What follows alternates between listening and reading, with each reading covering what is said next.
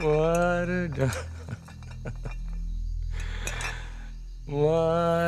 डाला। अभी अभी पीनी शुरू की है। क्यों पीते हो इतना कि बर्दाश्त ही न कर पाओ? कौन कमबख्त बर्दाश्त करने को पीता है? हम तो पीते हैं कि यहां पर बैठ सकें, तुम्हें देख सकें, तुम्हें बर्दाश्त कर सकें, बेहोश हो सके, पारो को भुला सके।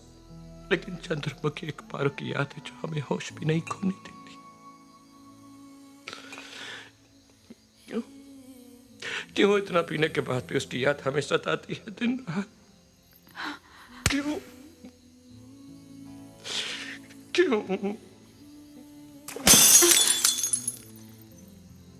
क्यों इतना नासमझ हो जाता है इंसान? क्यों गलती कर बैठता? क्यों क्यों एक छोटी सी गलती की इतनी बड़ी सजा मिलती है? क्यों कि जिंदगी के रास्ते अलग हो जाए। एक चला जाए शादी के रास्ते पर,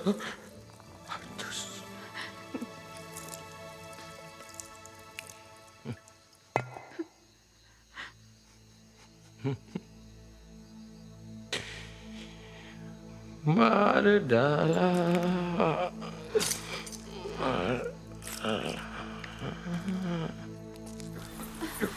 देव बाबू, देव बाबू, ऐसे भी क्या बेरुखी है देव बाबू कि हम आपको छू भी नहीं सकते? अगर यही बात थी तो क्यों आए हमारी जिंदगी में? हम भी खुश थे अपनी तन्हाई में। क्यों मसीहा बनकर हमारे दर्द को और बढ़ा रहे हो? क्यों? चंद्रमुखी, देखा, चली गई ना खांसी। अगर ध्यान बदल दो तो गहरे से गहरा जख्म नहीं भर सकता है देव बाबू। वही तो कर रहे हैं। बस भी करो, बहुत पी चुके। यही कह दिया होता, बहुत जी चुके। कैसे कह दूं? तुम्हारे पास तो पारो है, पारो की यादें हैं। मेरे पास तो सिर्फ तुम हो, पारस मणि, जिसे छू के लोहा भी सोना बन जाता है। अपनी कीमत बढ़ा रही हो या मेरी? रिश्तों की दुनिया में तवायफ की कीमत ही क्या होती है? कुछ भी नहीं। और वैसे भी आपने तो हमें छूने का अधिकार ही नहीं दिया। इश्क करती हो मुझसे? यही पूछ लिया होता। सांसें लेती हो चंद्रमुखी? सांसें लेती हो चंद्रमुखी? क्या पाओगी? ना मेरे पास घर है, ना दिल। सिर्फ पाने का नाम ही तो प्यार नहीं है ना देव बाबू। प्यार का कारोबार तो बहुत बार किया है, मगर प्यार सिर्फ एक बार। चंद्रमुखी, इस भरे पैमाने में और शराब डालोगी तो क्या होगा? छलक कर जमीन पर आ गिरेगी। इसी तरह पारो के नाम से भरा पड़ा है ये पैमाना देवदास भी। और भरोगी तो छलक जाएगा, खुद तो गिरेगा, तुम्हें भी गिरा देगा। पर जमीन पर गिरी शराब को देखकर लोग तो यही कहेंगे ना कि पैमाने को छू कर निकली है।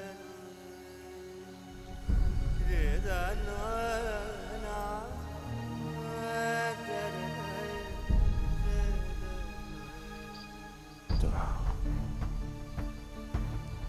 छलका दो।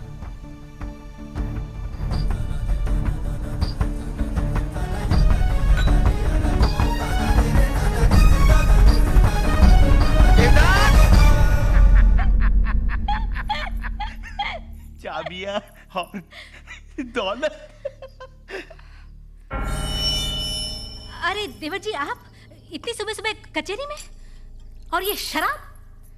आपको इस हवेली की इज्जत का कोई ख्याल है या नहीं? लोग क्या कहेंगे, माँ क्या सोचेंगी?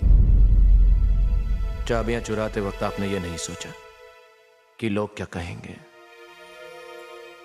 छोटी माँ क्या सोचेगी। पुरखों की दौलत है ये, इस तरह शराब में नहीं लुटाते देव।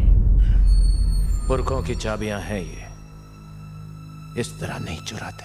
एक बात मैं कह देती हूँ, चाबियां तो मैं किसी हालत में किसी को नहीं दूंगी। चाबियां तो आप देंगी, आज ही, अभी, इसी कमरे में, मां के हाथ में। इतनी कमजोर भी मत समझिए देवर जी, मैं भी ठाकुरों के खानदान की हूँ। इससे बड़ी बड़ी तिजोरियां देखी है हमने अपनी हवेली में। पर इस हवेली का पागलपन कहां देखा आपने?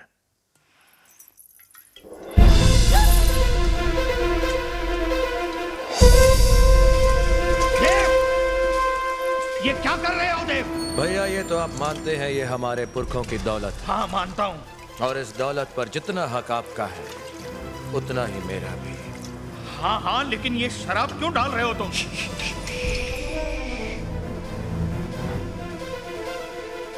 मैं अपने हिस्से की दौलत जला रहा हूं, तुम चाहो तो अपना हिस्सा बचा लो। देव, देव तुम्हें जो चाहिए मांग लो, मैं तुम्हें सब कुछ देने के लिए तैयार हूँ। फिलहाल सिर्फ चाबियां। वो तो तुम्हें मिलने से रही।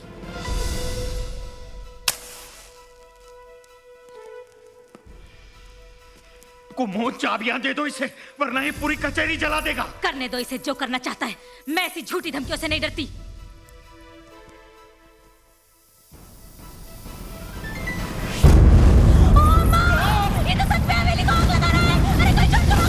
चाबियां दे दो कुमुद, चाबियां दे दो, वो पागल हो गया है, तुम भी पागल हो रही हो।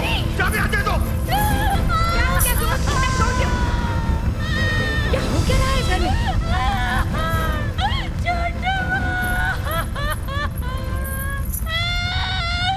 छोटू, आप कब से तिजोरी की चाबियां ढूंढ रही थी ना, है ना? मैंने देवर जी के पास देखी, जब मैं मांगने गई तो लगे मुझे धमकाने, बोले चाबियां तो मैं नहीं दूंगा, बंटवारा कर दो, वरना मैं हवेली को जला के राख कर दूंगा। फिर जब मैंने कहा कि देवर जी, तुम्हें हिस्सा चाहिए ना?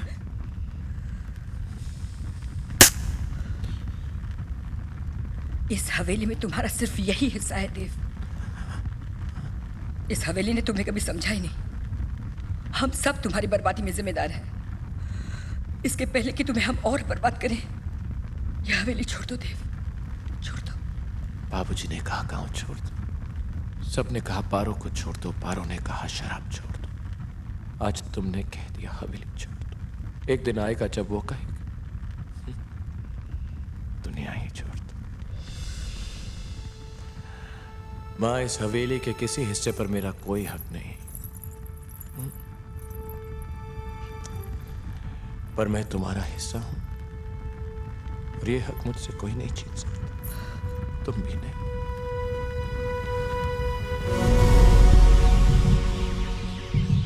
पांडवा स्टेशन से लाया हूँ। पता ही नहीं रात में अचानक इसे क्या हो गया था। मुझे बताया भी नहीं माणिकपुर में कहाँ जाना है।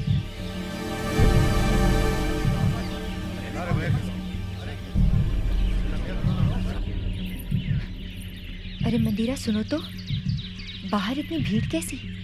क्या पता मालकिन, रात से कोई परदेसी पड़ा है वहाँ पर, शायद अपनी आखिरी सांसें गिन रहा है।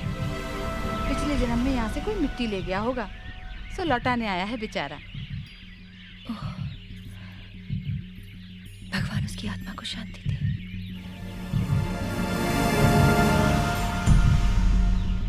इस आदमी के बचने की कोई उम्मीद नहीं है महेंद्र बाबू।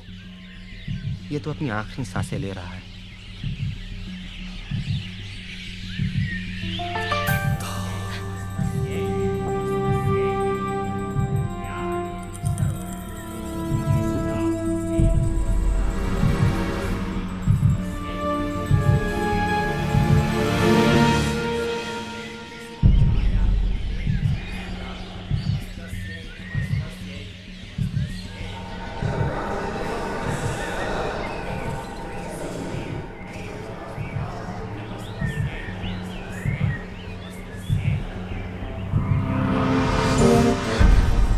क्या हुआ पार्वती?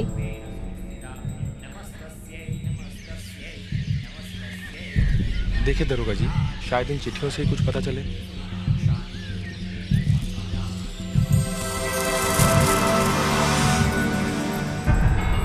तुम्हारा ध्यान कहीं और भटक रहा है पार्वती, तो पूजा में खड़े रहने की कोई जरूरत नहीं, तुम जा सकती हो।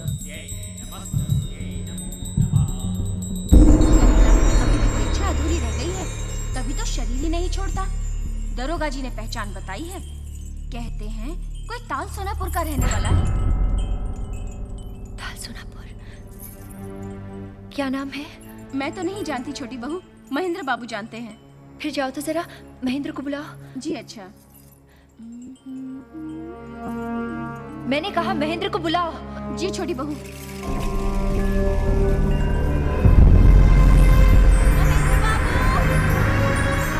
महेंद्र बाबू, आपको छोटी बहू बुला रही है ऊपर अभी के अभी।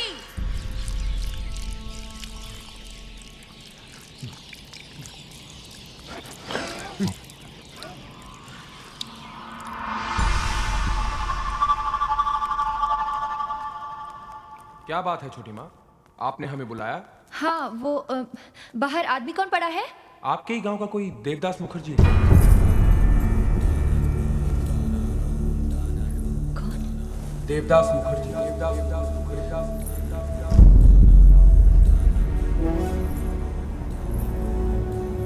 कैसे जाना तुमने?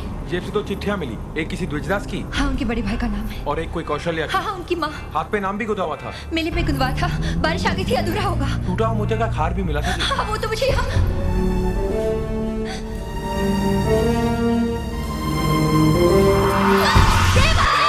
छोटी माँ, कहाँ जा रहे हो छोटी माँ? अब तक तो उसे